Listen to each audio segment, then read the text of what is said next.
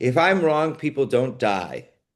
If I'm right, lots of people die, which partying before going to a Zaka event and publicly displaying it and then finding out that millions of dollars are missing from Zaka and nobody apologizing about it is something that I will comment on.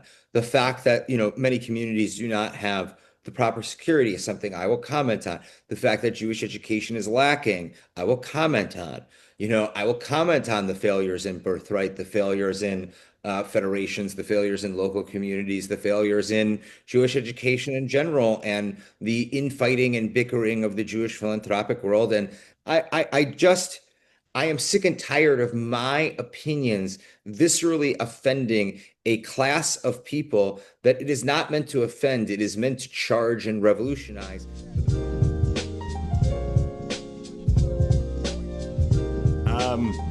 All right, let's get to it. Welcome back to the program. Adam Scott Bellos of the Israel Innovation Fund. Thank you so much for joining me again. Welcome back.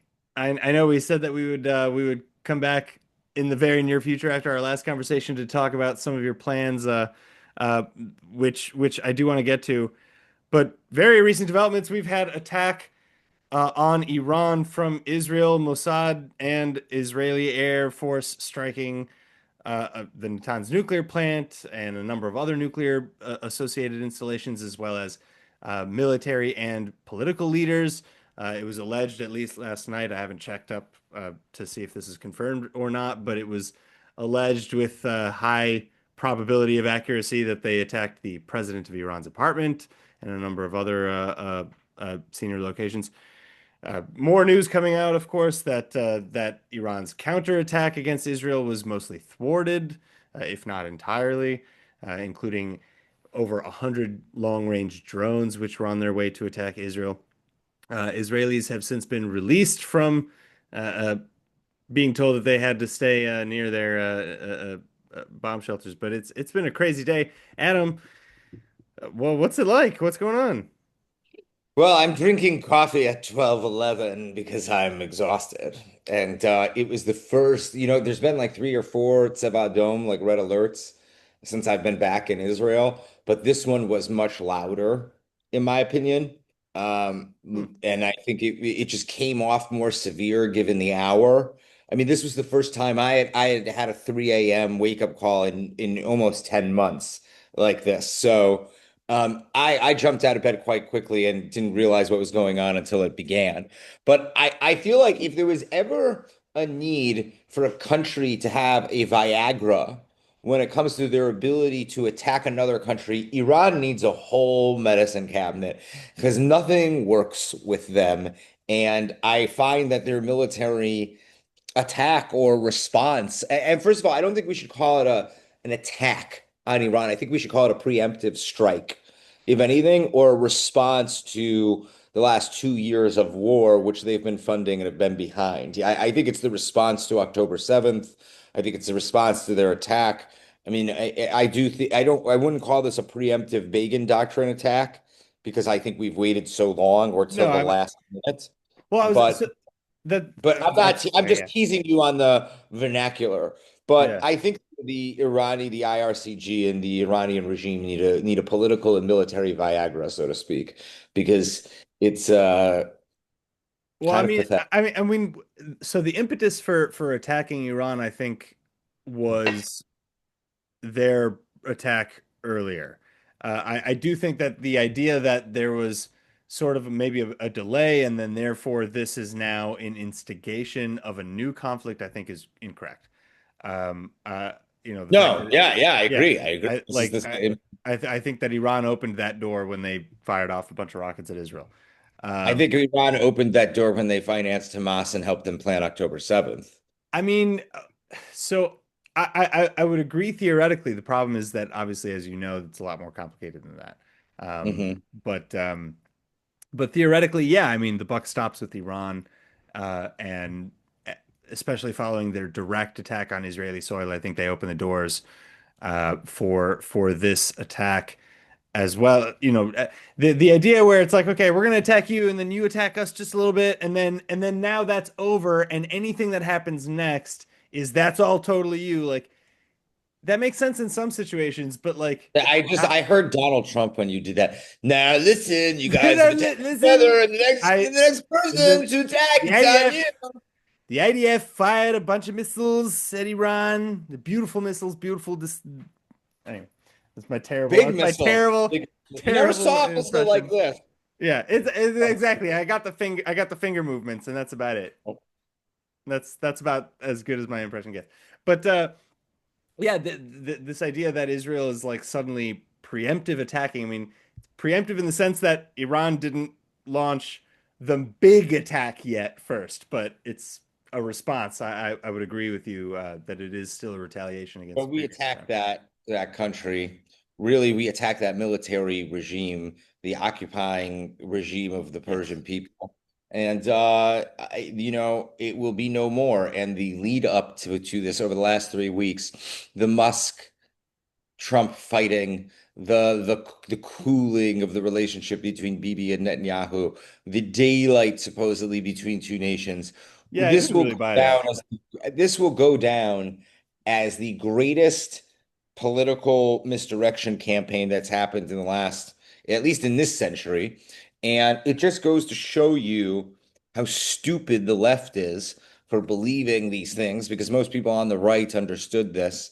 And the fact that so many people really don't understand the Middle East. And, I even put the Qatar plane in this whole thing as to why he accepted, the plane, because not to cause alarm, because he knew this was going down this direction. Trump was elected on not negotiating with Iran. Trump was not elected to be a diplomat. He was to be a warlord that would give people the option, peace or die. And it's for him to just be like, okay, we're going to start negotiating with the Ayatollahs. Okay, we're going to start negotiating with the Iranian regime, which in many respects stands for the opposite of Trump's very own But don't, lifestyle. well, first of all, that's true. But like, don't you think that that in itself is a pretty antagonistic view? Like this idea that Trump was elected for this, comply or die sort of rhetoric. Like, I think that, No, we're making it like you're taking the base of what I'm saying, if that makes sense, or like the literal words. mm, You know what I mean? It's like how when Trump went with the head of the Taliban and he showed him a picture of his house, and they were like, "Why do you have a picture of my house?" And he was like, "If one hair on any U.S. military, personnel is hurt, I know where you live. You will, you're gonna get it." And then from then on, no person for the last 18 months of Trump's presidency was harmed in Afghanistan. It's like that. It's the peace through strength. It's not the I don't really think it's antagonistic. I think we're in the 21st century, and it's time for people to stop dying, and it's time for you to stop acting like a child that didn't get an extra cookie after yeah. playtime. Well, there's a, I want there's, my there, Ecto Cooler. I well, I want mean, my juice box.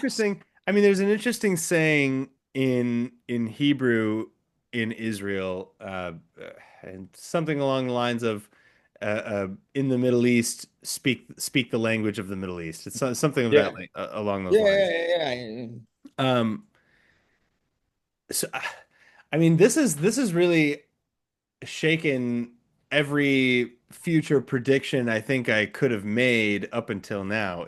This idea of, and this is a potentially completely new Middle East, um, and it's at at once both exciting in a hopeful way. I hate to put it that way, but for the Masa Amini live life, women life freedom crowd, and for the people of Iran who have been screaming against the regime Sun's for so gonna long. rise. So it's very interesting. Yeah, I mean, I've been seeing reports of the descendants of the Shah who are popping up publicly, calling on Iranians to kind of overthrow. I guess ideally to bring them back. I don't know if I, that'll be the I most just, popular thing, but yeah, I think that the descendants of the Shah think they will be. My father is interrupting this. I apologize. Let me turn on my do not disturb. Sorry about that. oh, Uh, Adam. um, my apologies. I'll call him back when we're done. I don't think that will be the most popular. I think they No, I think mean they're in. that's the reason Yeah, they I listen. well, I think they're great. I think they're great people. You know, the daughter of the Shah, I believe, or the granddaughter, just married a Jewish man, kind of representing the new Middle East in a way. Though I wish it was, in Iran that was able to happen and be celebrated. But. I do not think we will necessarily see the restoration of their dynasty. But who knows what the government will look like? Maybe that family will be able to return to Iran and have a place in its democracy, and not sure. its, Yeah. constitutional monarchy that it had before, so to speak. I mean, I wouldn't really call it a Well, I constitutional mean, monarchy. towards the end of the revolution and the end of the Shah's reign, I mean, he was making a lot of compromises towards democracy. I mean, there were a lot more promises that were unfulfilled, but Hmm. you could argue that he was on his way there. And Mhm. again, the argument you could counter that again, saying, well, that was only under pressure from Yeah, but Khomeini at the end of the day, the and whoever else, Shah's but it regime. was like, okay, whatever. Yeah, the Shah's regime was not the clerics and it wasn't the Ayatollahs. It And wasn't the clerics, it wasn't the Ayatollahs. It was still, they still cracked down on dissent. yeah, Still wasn't a perfect society at all, that's and there the were a Middle lot of East. problems. That's the Middle East. And that's, that brings me to, I think, one of your programs, right? You have what is it? The Shomrim program and the Hebrew Shomrei, revitalization program. Shomrei Am, that was it. did you see the latest article in Ynet? I did. I did Yeah, read that, yeah. that's been a rather interesting response to that article. Well, because similar to our last conversation, I thought that there were some neo-militant overtones or undertones in the article. I mean, again, you're saying we need to be able to defend ourselves, but it was couched in this sort of get ready because it's coming and it's gonna pop off and like there's definitely gonna be violence sort of way, which Well, which you in can between then and now, since our last well, conversation, there have been three 100%. attacks. Listen, your prediction, I have to say, yeah, we can bring that back. Maybe we can even I'll even take a clip and I'll put it in right here because that was wild. I mean, you said literally as you just said that, and I didn't believe you. I didn't believe you. I was like, no, we're not gonna have these like left-wing lunatics. They're not gonna start murdering people. And then like, what was it? 2 days later, we had the attacks in DC. The most interesting thing was that I was visiting with the very lovely head of the Federation in Cincinnati. I come from a very assimilated community, very reformed community, even though I went to conservative synagogue and conservative day school. The majority of the Jewish community in Cincinnati is very assimilated. Yeah. And I said, and this was right after Sarah and Yaron. I go, the security here is terrible. And I go, what's to stop me from blowing everybody's head off? The first thing I did when I walked into the JCC was thinking, oh, these two people are dead. Oh, all these women playing canasta and mahjong are dead. And I just went in my head, boom, boom, boom, boom, boom, boom, boom, boom, boom, you're all dead. And I went up to the meeting with the Federation that's housed in the JCC. And I said, and I commented on their security. And her visceral response was, our security is fine. There's nothing wrong with our security. And I'm also coming from having spent quite a lot of time in Miami and also Texas recently, where there's well, at least in Miami, there's multiple armed guards outside of every single building that is Jewish. And there were no armed guards outside of every building that was Jewish in Cincinnati. And the cops leave a car, with the sirens on, but the car is always parked in the same spot, showing that there's nobody in that car. And I said, what's to stop you from knowing that I have a gun right now? Absolutely nothing. So, and then 2 days later, Boulder happened. So, and now San Antonio has happened. And, I'm sure as a response to what's happening over here, as usual, more will happen. I think it's for me, I have a issue with the fact that in the West, there seems to be, or I was just talking about this with my wife that since coming back to the States from Israel, we have these goggles. We have the Israeli goggles Hmm? when we watch certain events. Hmm? And so when we hear people screaming, from the river to the sea, intifada everywhere, whatever it is, like globalizing intifada, and then we're saying, hey, you guys, like, you know what that means, you know what they're trying to say. And then now we see from Mexico to Gaza, globalize the intifada, and it's like, and it's just they're calling for violence, they're raising the No, temperature, it's on its way. they're attacking people. It's on its way, and what is perturbing is that you can't help but feel like you're the other, that everybody around you is just going about their day like this was, the early It's 2000s. very much how I felt when I was in the States for as Like long as I was, it and feel I'm right, sure that's how I'll feel when I come back in a few weeks. And right. I've never spent as much time out of Israel as I've spent this year, 2025, and the end of 2024. Yeah. And as soon as I touched back down, I felt like I was home. I had the visceral feeling that many people get when they make Aliyah or come here for the first time. It was, I had been in exile for so long. Yeah, yeah. But the interesting thing that you said was that, 2, 3 days after I had said what I had said and laid out what I thought the vision of the future of America be, anybody else in this industry would get professional credit for that. And anybody else in this industry would be listened to after something like that. But you will never see that with me. And that's not a Mhm. look at me, look at me. It's I wrote these plans before this has occurred. And I have said this is the response to prepare for this reality. And Yeah. you still have Jewish leaders fighting me on it. And the interesting thing is that since I have been back in Israel, I have not really had a moment to sit down, and I've been meeting with different ministers of the government, and they all feel the same way that I do. And they feel the need for something to change in the diaspora. And they feel that the time has come to recognize the change that the diaspora is no longer needed to help build Israel. Israel is needed to help defend the diaspora. And that is a very, very, very big change, in my opinion. And I've been having a little fun trolling the influencer class in the Jewish world. Um, and I'm actually going to send you something on WhatsApp right now, to see just like a little bit of the response that I'm getting to certain things. You don't repeat who it's from. Okay, please. Hmm. This is between you and me. I mean, obviously we're on air right now, but you don't have to repeat who sent this message. Yeah. But I made a video, outside of the Knesset going, look at me, I'm influencing, I'm influencing. I'm outside of the Knesset, power pose, I'm influ with no person in mind when I'm doing it. I'm just goofing around. Some people thought I was imitating Daniel Ryan Spalding, and because of that, I did an homage to him the next day when I was in By the way, I love Daniel Ryan Spalding. He's yeah, same amazing. here. And I did an homage to him when I was in the vineyards of the Negev. And I said, when you're a power Zionist, because he does the whole I'm a Yeah, power yeah. gay. So, and I said, I love your content and this is an homage to you.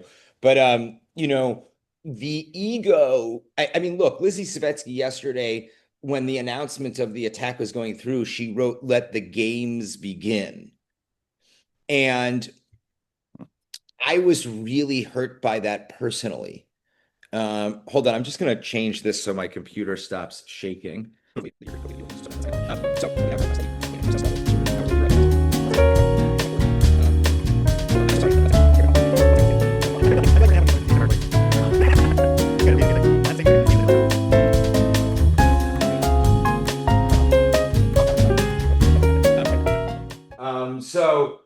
What I was trying to say to you before was that, a very well-known influencer who loves Israel and I think intentionally means well, but, stated, let the games begin.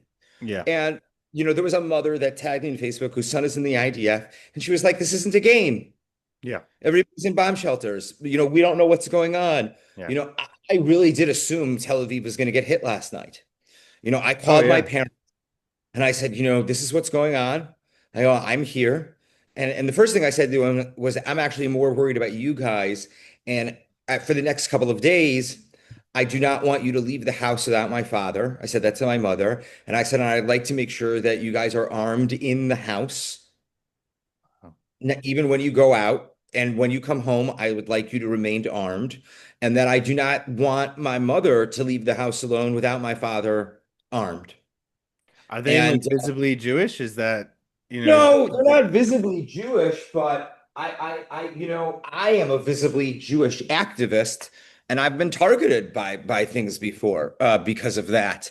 And it's not hard to figure out those types of things, and it's not just because of me, but they are members of the Jewish community. They're it is the suburbs, and I just felt that this is listen, if you remember what it was like in America after the first Iranian attack on Israel, things were quite tense and it was all over college campuses and school is out.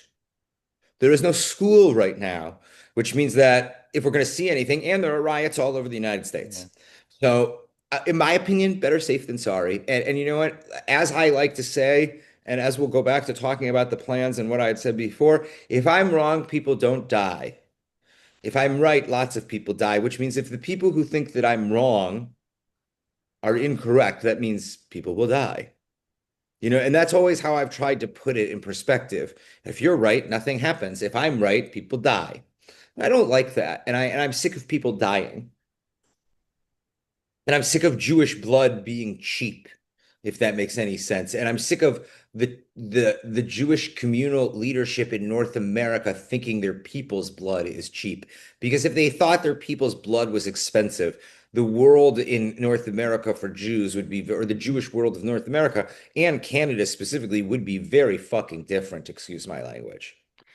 No, I mean, this goes back to what I was saying about those goggles, where I think that even for Jews in the West who have visited Israel but have only been there for a short time, right? Like the people who come for birthright and then dip out, like if you've never lived through an extended period of time in Israel where there were an uptick in terror attacks or a war, then you don't see what the Israelis see. You don't see the You enemy for don't who see they are. You don't see the yeah. people telling you to your face that they're going to cut your heart out and show it to you and mean it.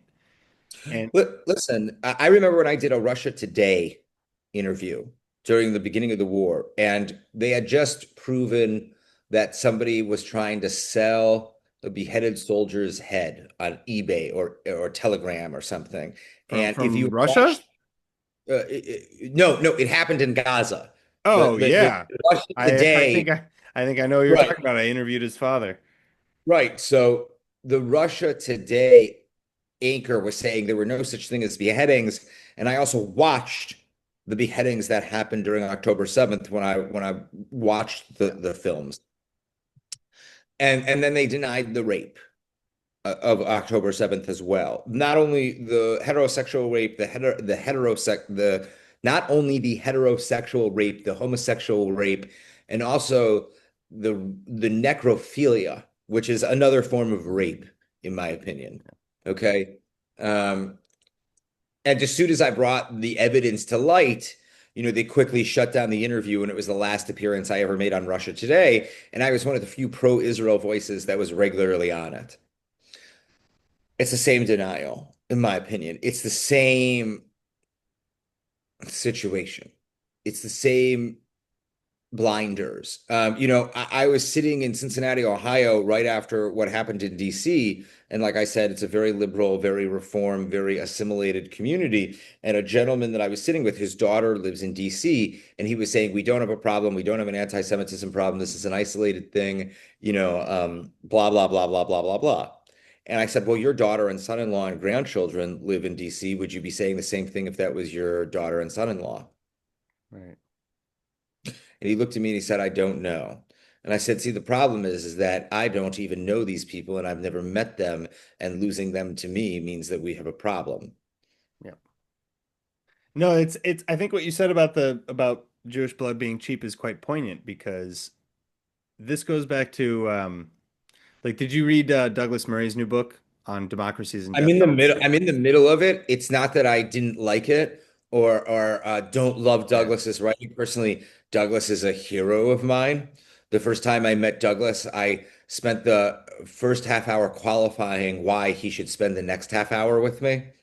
If that makes sense. Like Hmm. I just wanted him to know I was worth his time.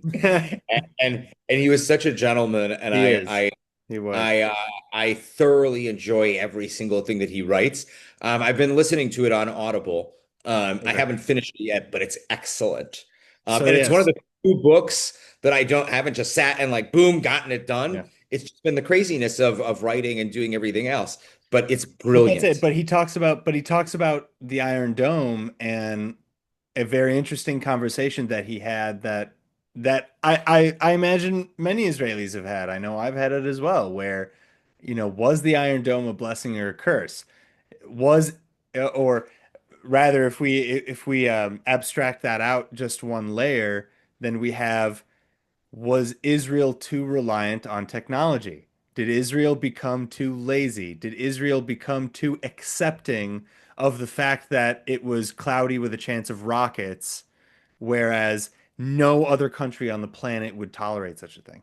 So it was, and so the idea that, oh, well, it's okay to have rockets because we have the Iron Dome. It's okay to have the occasional incursion because we have a super awesome fence with, cool capabilities that'll give us a warning. And it's like, no, you shouldn't need I those think things. that's an outsider perspective, though. I don't think any Israeli feels that it's okay to have rockets. Like I think to the world, maybe it seemed that way, if No, that I makes think sense. the Israelis too. I think the You think Israelis by so? and large had become I mean, um listen, that's how it is in Tel Aviv right now. that's Oh, what I'm it's a saying. rain I think cloud of Israelis, rockets. by and large, I had don't think it's become very acceptable. accepting of the fact that there were every other year. All right, I guess we're gonna Listen, get a rocket. Like I think in the South, I think the people of Sderot have been, and other communities in the South, Ashdod, et cetera, they've been saying this for a while. They've been saying it's not okay that you have towns in Israel that are bombarded every day, and then towns in Israel that never get anything. And so you say, oh, it's just a southern community problem. It's like, no, this is an everybody problem, and you need to deal with it. So they've been ringing the alarm bells forever. But yeah, I think that there's been sort of a consent, an unspoken, understood. There's an unspoken understanding in Israel that, well, sometimes we get rockets. It's okay. Yeah, no, I don't disagree. I also think there's clearly been a strategy to bring the new Middle East to reality. And that was our korban. That was our sacrifice of dealing with. We didn't, people have always criticized Bibi for not doing right now what we see earlier. I'm one of those people, even though I've always been a proponent of his policies. And listen, hopefully all of that will now have been worth it, and that, when this war is over, which hopefully will be sooner rather than later, um, hopefully the new Middle East will bring a brighter day, if that makes any sense. It does. And yeah, I mean that goes back to what I was saying a moment ago about the terrifying hope mix uh Mhm. of just, yeah, I mean that, I mean, I'll give you the terrifying is that this is an extension of World War III, that this is going to expand, This is World that War we're going to III. have that it is that's why I said an extension of, because in my Yeah. opinion I think you could argue World War III began. Um I think you could argue that World War III began with 9/11 or the invasion of Iraq or I the suppose, invasion of but Ukraine. I don't think it was. I don't think it was quite as widespread. I don't know if No, I mean, like, but the catalyst, I mean, listen, you could say October 7th was the shot heard around the world. You could say 9/11 was the shot heard around the world, and it took 25 years for that war to really break out. The could be. entire 20th century has known nothing but conflict.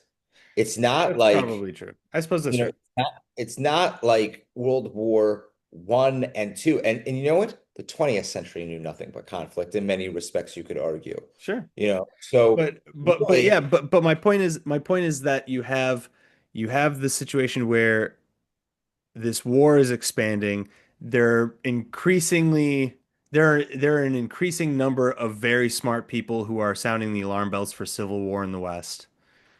And then, but you have at the same time Lebanon, which is telling Hezbollah, you better not get involved. We will hold you responsible. You will not drag us into war anymore. The days of you making decisions is over. You have in Iran, the people of Iran who have been calling for some type of any type of assistance forever and maybe now finally getting it. You have in Saudi Arabia, you still have, people who are inching closer towards Israel and towards a deal. So I think we have an interesting set of variables that It's a could new end Middle up East. very well or It's a new could Middle end up East. much worse. And so Yeah, I don't it's know. a new Middle East. It's the Middle East, right? It's no, a new Middle East. It's a Oh, new a new Middle one. East. Yeah. New Middle East, yes. So I mean, okay, let's bring this back to the diaspora and to your Shomrei Ha'am program first, because we talked about this a little bit in brief in the last conversation, but that you want essentially to subsidize Krav Maga and self-defense training across the diaspora. Um, Very much so. Very much so. I mean, you have some interesting statistics in here as well. You have over 10,000 anti-Semitic incidents in the year after October 7th. I didn't see that number, but yeah, I mean, how did you kind of come up with this program? Why Krav Maga? Is it just because it's Well, Israeli? I came up with this program actually quite a long time ago, along with the other plan that I sent you, the Bat Yehuda project, or what I like to refer to as the Hebrew Nanny project. Hmm. Um, I just finally put these to paper, understanding that nobody was going to listen if they weren't on paper. And my idea came from wanting to revolutionize the Jew in the diaspora, the way the Jew in Europe was revolutionized and around the world because of the Zionist movement. Hmm. And if you look at the core of what the Zionist movement was in its nascent stage, it was truly a proponent for the revolutionary, idea of the new Jew and the muscular Jew and the Jew that could stand in the fields and plow a garden or a forest, and at the same time stand in front of, the Sultan of the Ottoman Empire and bargain diplomatically for a territory for the Jewish people in Palestine. So, what that really to me came down to was two things, which I think is what modern Zionism came down to in its nascent stage, which would be Hebrew speaking and self defense, or a self defending Hebrew speaking modern Jew. And if you look at the history of the Zionist movement in America, instead of becoming new Jews, they became checkbook Jews. And if one of the most interesting things that I saw at young single events in the States for young Jews, which were always mostly people younger than me, since I'm, in my late 30s now, and I didn't plan on finding, a non-Israeli wife. So for me, it was just more entertaining to go to these drinking events. And I would ask the women at these events, what's the one consensus you have on the men here? Because I'm the only Israeli there. And every one of them, they're all very nerdy and we don't think they could defend us. They actually said that out loud. I don't think he could defend me. Post October 7th, how could that not be the greatest fear of every Jewish woman on earth? Wow. So, this isn't a slight on North American Jewish males. There are plenty of North American Jewish males who could kick the shit out of anybody coming against their Jewish woman. Okay. My point is that there needs to be a revolution in the diaspora of what it means to be a Jew and what it means to be a modern Jew and what it means to be a new Jew and what that will mean for the generation that will come after you and me that will inherit tomorrow. And what will Jewish values actually stand for? Will it be tikkun olam and social justice, or will it be the preservation and sustaining the Jewish population and people and the community? And I think that that's a very important internal question that needs to be asked. I also do not think that there is a multi-lapping overlaying of identities when it comes to being an American Jew anymore. And if there are, the most heavily overlapping or top layered identity pieces Mhm. of the puzzle has to be you're a Jew through and through, whether you are gay, straight, black, white, brown, purple, yellow, conservative, Orthodox, and Reform. You don't get to choose anymore. Just because you believe, oh, I'm just a little Jewish and I'm mostly a lesbian, or I'm Mm. just a little Jewish and I'm mostly a straight white male, or I'm only half Jewish and half African American, or vice versa. Any ethnic intersectional identity that you have, no matter what, the other will only see you as a Jew. You are nothing but, excuse my language, a dirty kike to them that needs to be killed. And that is how our enemies see us. And that is how they saw us in Germany. That is what the Middle East turned into because of the work of the Grand Mufti and his mutation of Islamism and Nazism together. Okay. We don't have a choice how our enemies see us. And because of that, we are being defined. We are not defining ourselves, but we are allowing others to define us. And when we give the gift, if we give the gift of Hebrew and self-defense and Hebrew immersion and Hebrew home building to the next generation, we will redefine the way that others see us by us defining ourselves. And if you look at the history of anti-Semitism, you see that anti-Semitism thrives at one period of time in every civilization that Jews have been in, which is when they are at the height of power and they are at the height of comfort and they are at the height of assimilating into that said civilization. And that is what we are seeing in North America, Canada, and the United States, also in Europe and Australia.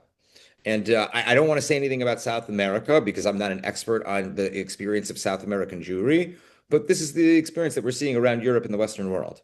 So, I think that acknowledging the reality of the change of things is a very important thing. I mean, you must acknowledge reality, otherwise, you are bound to not survive it. How That was would a heavy you? bomb. I apologize. I'm sorry. It was a heavy bomb. I No, apologize. that's okay. It's listen, it's a very real comment that that we need to and that we need to engage with. We need to, chew that over because it's certainly something that people need to be thinking about, whether or not they agree with it. Well, I think you know what is very hard for me Hmm. and hurts me deeply inside. Um, and I don't mean like, wow, wow, I'm a baby. Okay. But like emotionally, professionally, viscerally, what cracks my soul a little bit is, how do I explain this? Is that when my criticisms or the things like I just said makes Jewish professionals feel personally attacked. And as if I'm commenting on them not having done a good job in their jobs. Now, obviously, I do In believe that. in what way? Are you saying that they're like the Jewish intelligentsia say that, you know, the I fact would that go from the anti-Semitism is rising is kind of our fault? I would go from the Jewish intelligentsia all the way down to the Secretariat of Federation. Okay, any Saying Jewish that profession. anti-Semitism is their fault in a sense, or taking that on? Let me put it this way. There are many, many people in the Jewish professional industry that have a stake in the status quo and the maintenance of the way that things are. And when I give my criticisms, they get very uncomfortable because they think I'm criticizing them. Well, because you're criticizing everything that they've come to know to do, Right. right? It's not, It's it's not personal, it's right. business. But you're And attacking, yeah, but you're attacking you're attacking the way that they do everything, right? Like it's that I am. the I am. fundraiser the fundraiser model is not just something that's unique to the Jewish the No, Jewish it's diaspora. not. But Um, but partying before going to a Zaka event and publicly displaying it and then finding out that millions of dollars are missing from Zaka and nobody apologizing about it is something that I will comment on. The fact that, many communities do not have the proper security is something I will comment on. The fact that Jewish education is lacking and most of these organizations are responsible for funding their communities and designing the programs, I will comment on. I will comment on the failures in birthright, the failures in federations, the failures in local communities, the failures in Jewish education in general, and the infighting and bickering of the Jewish philanthropic world, and the lines that are drawn amongst Jews in America and Israel. You're Shomer Shabbat or you're not Shomer Shabbat. Okay, which is how it was through most of Jewish history. Okay. In America, you're Orthodox, you're this, you're that, you're this, you're that. You have Jews that associate more with being Christians as Christians that don't believe in Jesus, so to speak, versus Orthodox Jews. I am sick and tired of my opinions viscerally offending a class of people that it is not meant to offend. It is meant to charge and revolutionize. But the problem is that there are always stagnant members of a community that do not want to remold the community or save it from stagnation, so to speak. And that was what Am wrote about in The Flesh and the Spirit. He said, I live for the sake of the perpetuation of the community to which I belong. I die to make way for others so that they will remold and reshape the community to which I belong. That is what Zionism was all about. That's the quote that really defined my professional career, in the early Zionist writings of what I knew had to be done. But I never imagined the visceral hurt that I would see on people's body language and the uncomfortable situation that would constantly occur when people would just ask my simple opinion on these things. And to me, I only wish I knew how to articulate these things that we're talking about in a way that empowered these people instead of making them feel like they need to fight me on everything or prove that they're doing one little thing right when I don't want to have that conversation and I don't need to have that conversation. Good for you if you're doing something right. But let's talk about how we're going to protect every Jew in your vicinity or under your leadership. Let's talk about how we're going to connect every single Jew under your, territory, so to speak, to Israel. Let's talk about how we're going to make sure that every Jew is self-defending. Let's talk about how we're going to make sure that every Jew raises bilingual Hebrew speakers to have that step up in the world, and that the next generation after that is bilingual. I don't want to have the discussion about what people are doing right. I want to have the discussion about what we're doing wrong and what we need to improve. And there shouldn't be self-consciousness about wanting to improve. Nobody does a great job perfectly all the time. I'm sure if we sat down and listed all of my professional shortcomings and all the things I could have done to grow my organization at a faster rate, the list would be from here to Hong Kong. Okay. But at the end of the day, we are in this situation because no one wants to admit that we've maybe made some mistakes down the line. What do you see as the future of the Jewish diaspora? Do you see a value in the Jewish diaspora beyond political influence and presence in in the mind's eye of the people around the world? Because I think that we see that in a lot of societies where they kind of expel the Jews from their society and then anti-Semitism actually explodes, right? You see that in parts of the Arab world, for example, in Egypt. Mhm. Um, so yeah, Listen, there will do you always see a be a need. value in Yes. like Yes, there like will okay, always is be your is your dream that all the Jews make Aliyah eventually? no, No. Okay. no, no, no. Listen, I started my organization 12 years ago, 9 years ago, 9 years ago, 9 years ago. When 12 years ago, I put JNF USA and another organization together. And it was because I saw the coming of the rise of anti-Semitism, and I wanted us to prepare Israel's infrastructure for massive immigration to Israel from Western English-speaking countries. Now, I was cut out of the partnership that I was creating, and something else was created. Nothing happened from it. One side got $250,000. Adam got zero. JNF USA went on to continuing to be the useless organization that it is, in my opinion, with lots of money. Now, if 10 years ago, 12 years ago, this country would have started preparing for this rise of anti-Semitism, maybe I would have a different opinion. This country can't handle an influx of 6 million Jews right now. Let's just be honest. Two, Yeah. I think it's very clear that Israel needs the diaspora. But what kind of a diaspora? A weak diaspora or a strong Sure. diaspora? And I Sure. said this on our last podcast. Mm. And we have to start defining what is a strong diaspora. To me, a strong diaspora is a self-defending Hebrew-speaking diaspora. You know, One of the most interesting things about life after the destruction of the temple was that the diaspora flourished. There was Jewish learning.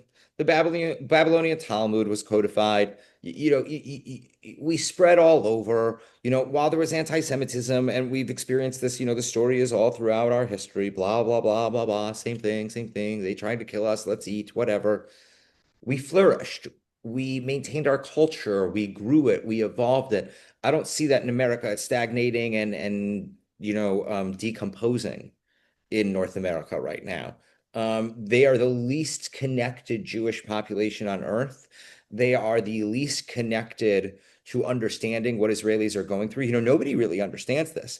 One of the reasons why I make the tax paying argument about spending money on Americans coming here or influencers here, things like that, is that, everybody, if you have a mortgage in Israel, your interest rates have gone up, which means your mortgage payments have gone up at the same time when everybody's losing their jobs and multi-million dollar tech companies are going under. And then I get attacked for saying that, but everybody in the last election was arguing over what their tax dollars were paying for. And I think it's very ignorant when Americans say to people like me, "Oh no, it's important for Israel to spend that money." Well, you know what? That's my taxpayer money. That's my money that I pay taxes on every month. I don't want my tax money going to your flights to Israel. Sorry. You want to change a million people's mind and show that you have that kind of influence? Fine. Okay, but I'm sorry. Like, I don't want Lizzie Savetsky or Emily Austin or Ari Ackerman or Zach Sage Fox's tickets to Israel to make their stupid content paid for on my dollar. Sorry.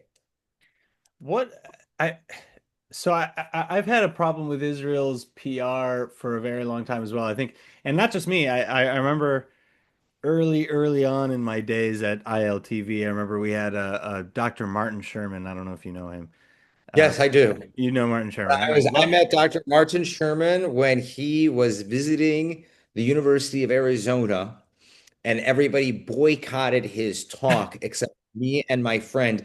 And he gave an entire lecture to four people in a room that would hold 100. And I have to say, the man handled it with he know dignity. well, listen, he knows what he's talking about. He's a very intellectual guy.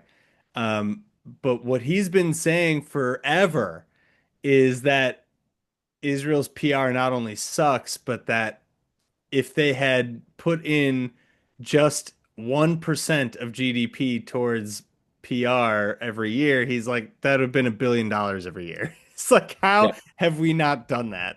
Like Yeah. that I mean, change. listen, He goes $1 billion changes a lot of hearts and minds. you have to also realize that you've had many people running the PR in Israel that are not from outside of Israel. And Israel is one of the most insulated countries with one of the most insulated They populations in are. the I think world. Israelis don't understand what the diaspora is going through at Look at, we all. have a diaspora minister who's never lived in the diaspora, and the results of his tenure in that ministry are not great.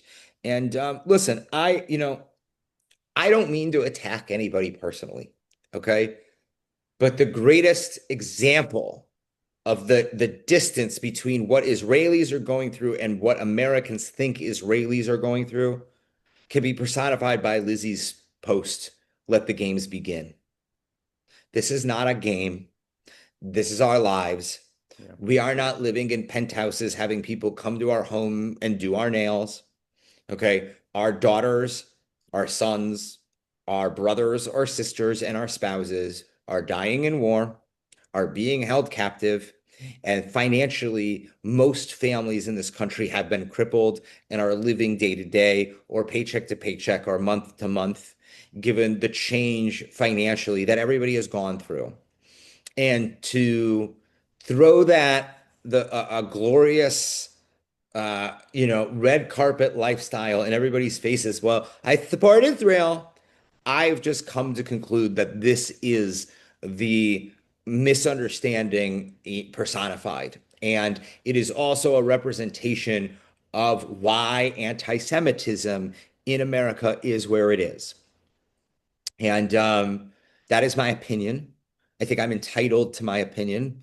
And I don't mean to attack anybody for my opinion, but that's what I believe and that's what I see as an Israeli. And that's what I see as a Jewish observer of the last 20 years. This isn't something that I'm coming to a conclusion about just pitom overnight. We didn't get here overnight, and it is what it is.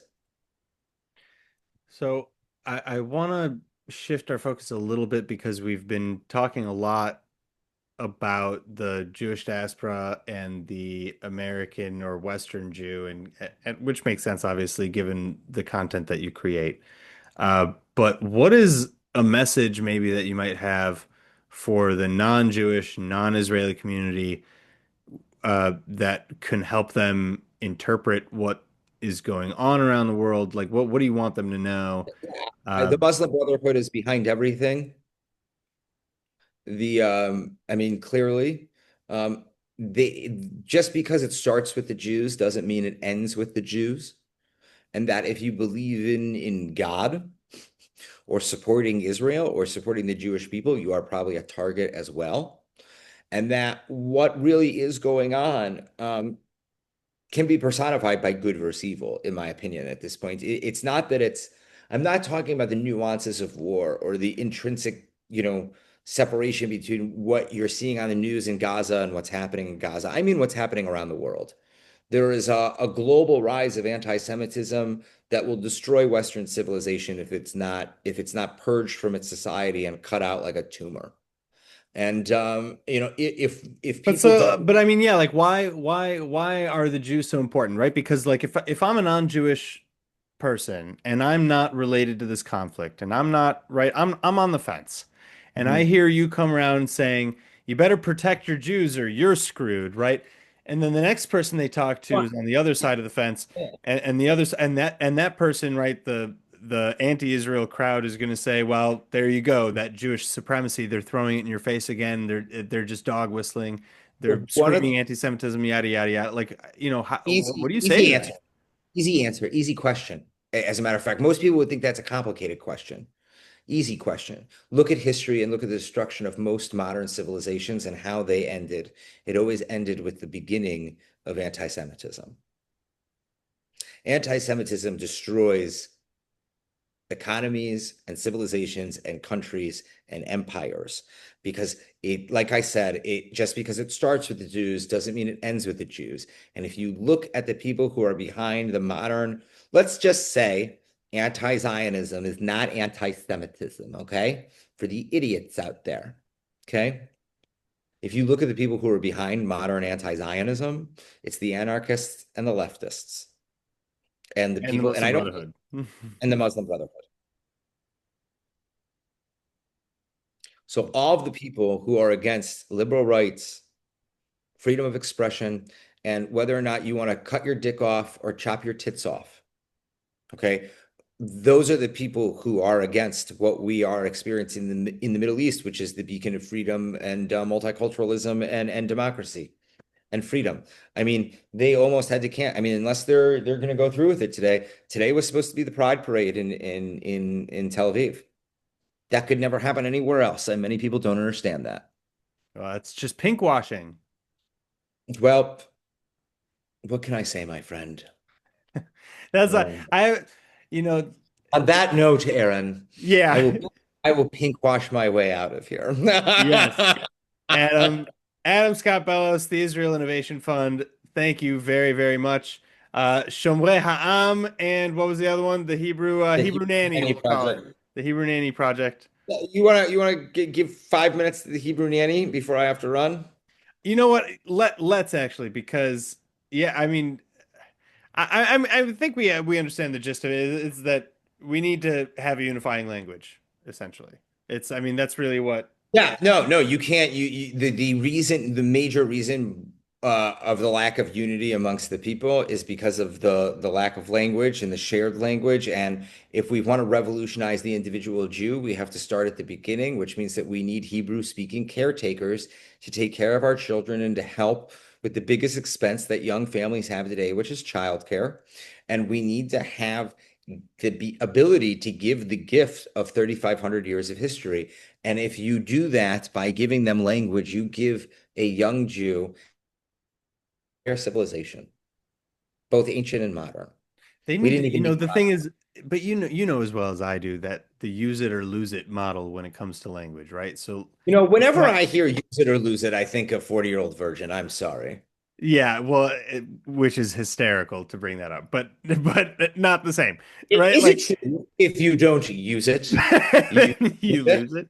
Uh, Well, yes, when it comes to language, yes, it when it is. comes to If you language, don't use yes, it, it is very you lose true. it. It is very true. You have to use It's it. And very that kind of true. brings me to my next point. Is like you can put a nanny in my house and maybe she'll get my kid to speak Hebrew, but right, like and I'm just throwing in Well, how old some are your I'm kids?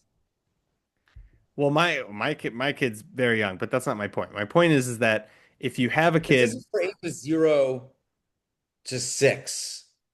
so Like that's amazing, but the here program is the therein program is lies commitment. but therein is exactly my issue, right? Is that anyone with a bilingual kid will know that that kid is going to choose a language to speak, and it's going to be the primary language they hear around them. So in the United States, that's going to be English. It's very difficult unless you have both parents and people around them speaking in a foreign language constantly. Well, It's I think the entire point for this project is that multiple nannies will be in these places. We're looking to put like 100 to 1,000 nannies in each city. Okay, and we're going to be doing concentrated test pilots when the project gets up and running. So the entire point is to create an immersive environment for this next generation, which But will automatically. but that's my point is that how are you getting the parents and the people around them speaking as well to promote that So environment of immersion? we've written out in the plan, the updated version. You have the 35-page plan. Now we have a 75-page plan. Ah, So we've updated the ideas for helping the family, helping the parents. Okay. But at the same time, you have to realize by doing this, this is going to transform Jewish education as a whole. Okay, in the diaspora, which will mean that if you're sending your kids to Jewish day school and they've been through the nanny project, it's not going to be teaching them Hebrew, it's going to be maintaining it, that's true. which is very big. Two, there's going to be a greater demand for Jewish day school for the maintenance of that language, Hmm. which is very big. Three, because of that, there will be a major shift in the philanthropic understanding of what is necessary for the Jewish community and the language learning. And then if you think about it, all those children. I mean, if you're two working parents, you're spending the majority of your time in those formative years with your nannies. Oh, I mean, yeah, you're still spending a lot of time with the nanny, And but you're still spending yeah, a lot of time with parents. But beyond yeah, that, I want to say, like, are you also then putting a focus on helping to subsidize or in some way push quality Hebrew speaking educators into those schools? yes. I mean, listen, the whole situation with Hebrew becomes different if you're starting from zero or not. Hmm. One of the reasons why I think Jewish day schools have the problems that they do is because they have to start from zero with every American Jew. And Well, if and they're only you're with them once a week. It's like And it's you want to know impossible. something? Every single young Israeli that grew up in the States with Israeli parents or American Israeli, they all speak Hebrew and they all speak Hebrew near native. Yeah. So, Well, but listen, take it from me because I'm doing it right now with my kid. That is yeah, not an easy thing. no, I no. speak And Hebrew also with my you don't, and kid also you don't have the 100% training. of the time. Yeah, but you're not an immersion teacher. No, but that's my point is that even now I speak to my kid in Hebrew 100% of the time. It's the Mhm. only language I speak to her in, right? It's beautiful. Everybody, like my wife, she speaks in English because Hebrew is not her native tongue. Mhm. But like my mom, her teachers at school at the Jewish school where we go, like if they're Israeli, I tell them speak to her in Hebrew, etc. But she doesn't speak Hebrew to me. Not How really. old is your daughter? She's still young. She's two. She's still young, but she Are speaks you, Hebrew, see, but only when so I my tell her only like piece of when I feed advice. her like a sentence, Yeah, right? yeah, Like my only piece of advice would insisting on her, like not responding to her when she's in English and insisting at this stage, you can do you can that to a do that. degree, but at one point they just get frustrated, right? Because they're Yes, 100%. right. At the same And then you time, still have that issue, but then you still have that issue, right, of like of the kids who, if let's say they have a Hebrew school and they're there 5 days a week, but then they come home, mom and dad don't speak Hebrew. Their friends don't speak Hebrew. Like, and so well, if their they're friends are from school, their friends speak Hebrew. But I understand exactly what you're talking about. And this is why creating the utmost immersive environment in the yeah, home. I mean, think about it. If you had a nanny in your house helping you do what you're that'd doing, be and amazing. I assume that you and Yeah, your wife make less than $400,000 combined just based on your occupation. sadly. And having a subsidized Hebrew teacher would qualify, you would qualify for that. Mm. So, and if you, in our plan, it calls for if you make more than a combined income of $400,000 a year, you need to pay for it. And um, think about just the assistance that would provide in every, I mean, that's double the dose right there. And a lot, I'm sure quite a lot of American Israelis or people with one Israeli parent will qualify for the program as well. And remember, the big thing is critical mass. We want to create 1 million bilingual Jews in the next 10 years. That's not an impossible. That's not a crazy. Yeah, it's not crazy. It really isn't. And the second you hear it, you're like, oh my God, that's so many people. Well, when you do the math, there are 6 million Jews. Hmm. Okay. And then if you go after 100,000 of those families in the first 4 years, or in the first 2 years, okay, and then another 100,000 families or 200,000 families 2 years after that, you're looking, that's 300,000 families. That's, at anything between 1 to 4 kids per family, you're at nearly already over a 500,000 children. So, the whole point of this project and the other project, Bat Yehuda and Shomrei Ha'am, okay, Guardians of the People or the Hebrew Nanny Project, is to have a long-term, incremental social change in the diaspora, which is exactly how the Muslim Brotherhood was able to change the Western world through slow, social, incremental changes. And unfortunately, it goes over a lot of people's heads. Fortunately, I'm sitting with somebody that understands the dynamics of the Middle East and how social culture has been shifted. Hmm. This is not an unreasonable No, it's not. goal It's for not an Jewish people. unreasonable goal.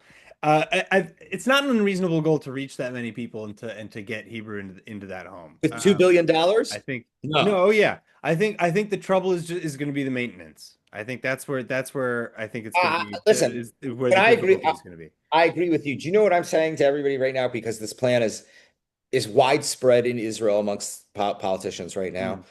Gotten a significant amount of support from left to right. I'm not going to name who I'm meeting with right now, but people who do not get along and have very different ideologies on the Israeli political spectrum agree on these plans. Mm.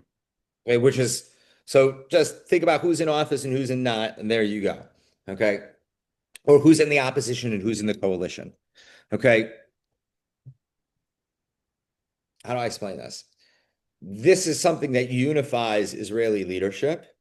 But not only that, this is something that is easily doable and implementable and can close the gap that is extremely necessary over time. But what I try to tell everyone is let's not argue about the pieces of the puzzle right Yeah. now. Yeah. I'd like to sell you the puzzle. And then after I sell you the puzzle and you pay for the puzzle, and we let the payment for that puzzle accrue interest over 2 years or 1 year, okay, while we're preparing the pieces of the puzzle to all fit together perfectly, you will have a self-sustaining, well-funded program that might even be able to last longer than 10 years or be able to enhance so many other things after that for new problems that arise. So I'm very concerned with making sure that it's fundable, done right, well researched, well executed, because there's going to be a lot of issues. One person joked they're going to invest in condoms and divorce lawyers. You know, but Ugh. they were saying that in the positivity of what the program is going to achieve in terms of the visceral like effect that it will have on families. They were joking. I said I'm not into breaking up Jewish families. I'm into strengthening them. But the entire point that they were trying to make was that the effectivity of Hebrew speaking nannies in the home will change the environment of the next generation of Jews in the diaspora. And that is what every single Jew right now should be worried about and thinking about. Yeah, I think that that's definitely something that should be on the forefront of people's minds. I I know we were gonna end it, and after this, I do want to hit one more thing though. Is just that Sure. again, if we're talking about the diaspora, and we brought up the Muslim Brotherhood and their their 100-year plan or whatever it was that was exposed in the Holy Land Foundation uh, trials, etc. How is what is being done to de-radicalize, right? Like, because I forget Jews, but like in terms of value system, right? I think that that's one of the core issues right now when we're looking at how non-Jewish Westerners are looking at the conflict in the Middle East is that they're divided among values. You have people who value actually independent thought and waiting to hear results and waiting for Don't evidence. ask me this And question. You're gonna make me sound like an ass. It's I have to ask, like, what is like if we are only targeting ourselves, like on the one hand, I want to scream from the rooftops, like, yeah, let's get people like me and you in the public schools across the West to kind of tout the benefits of thinking like a real person. Uh, but then you end up with this situation of like, oh, well, you're going after people's kids and you're brainwashing and you're doing this how kind am of I language. opposite of what we're accusing the radical leftists of doing. Let me put it this way. You know what my response is to anybody that opposes us these days? No, it's but again, this is not about us. No, This I'm is what gonna I'm tell saying. you. That Ask my me. question is not Like, about you the want to Jews. know what my response is? You know what my response is? Mm. No, no. But okay, that's not a great response, right? Because why? You Why? can't. Why? No, the Jews. We've sat and argued and No. That's not what I debated mean. and avoided. Listen. You and I both know that if Israel did not have friends, Israel would not exist. Yes. Okay. So it's not just the strong diaspora Jew who's going to help solidify and strengthen, Jewish No, existence and 100%. prosperity and success 100%. But we have to into the take care future. of ourselves. We have to Right. take care of And so ourselves. but we are seeing a very troubling trend that as age decreases, hatred of Israel increases, right? We Right, but see, why? My response to your question is this. We are dealing with a generation who don't have Jewish pride and Jewish, shoresh of understanding of who they are. And they're afraid to say, many of these kids are afraid to stand up for themselves No, because but they that's what don't I'm saying. know. I don't think that that accounts for it because the amount of people who have ever met a Jew versus how many people have very strong opinions on the Middle East don't add up. So it's not enough to say that, oh, well, if it's because their interactions with Jews were subpar. It's no, I'm talking about a lot of people who in large part are never going to meet a Jew or will rarely interact with a Jew, You know let what? alone have. I don't think that that's really an issue anymore. I think that was an issue of the 20th century, to be completely honest. I really do. I think Israel is so relevant and prevalent in today's geopolitical reality all over the world. Israel is on the news all the time now. It is not like oh, do you Jews have horns? You I've know, gotten that. I'm I'm sure you have. I've got it too. What I'm saying is that I don't think that's the majority No, I don't anymore. think that's the majority, And that's my point. And here, listen. but this goes back to my question, right? There's a narrative that is being built around Israel that is gaining ground, and it is a false narrative, but it is Yes, gaining I agree. ground. And the idea that Okay, like I've got a the question. media is not doing Israel any favors, so I have saying, a well, question. Israel's in the news all Question. the time is that's not Hold on, going to help. Aaron. It's 119. Okay. We've been on for over an hour. This is what I suggest. You cut this part and we do round three and we focus on all of this because I have to get food for Shabbat and I have to do an I interview in dig a it. little bit. I dig it. No. We'll do part three, okay? Because everybody says our conversations are great and we get to go through it. Oh, I'm do they? fine with it. I don't You're mind. getting, are I you got getting, you're getting good feedback? That's good. everybody that said they watched our last episode that messaged me said it was a phenomenal conversation and they enjoyed it. Like I got no problem tackling this whole thing on another round because we're gonna keep going and then it's never gonna end and it's gonna be like Lamb Chop where they sing the song that never ends at the end. Okay, and it's just gonna keep going and going and we're gonna keep Uh, going at it because there's so much here to unpack. that's There's true. so much here to unpack. That's And true. you're not wrong, but again, it also comes down to the PR budget of Israel. It also comes down to how we're engaging the youth and how we're utilizing social media. And my phone notifications just turned off, and there's thousands of messages, not thousands, but All right, I get I'm it. You getting gotta things. go. We all have Like, lives. Aaron, thank you so much for having me on your show again. It's absolutely fantastic to be with you. And I really can't wait for round three. Adam Scott Bellos of the Israel Innovation Fund. Thank you so much. Round three, absolutely. Listen, all kidding aside and good-natured fun, etc. Stay safe, Yes, thank you and too. take And care. you stay safe over there. Thank you. You stay safe over there. I'm more Yeah. worried about you guys than I am Isn't that over here. wild that that I believe that? And yeah. So Adam, thank you so much. Tell Take care. your wonderful wife hello for me, I and will do that. give your child a hug and a kiss for me from Uncle I Adam. will. And Shabbat take shalom. care. Take care. Bye.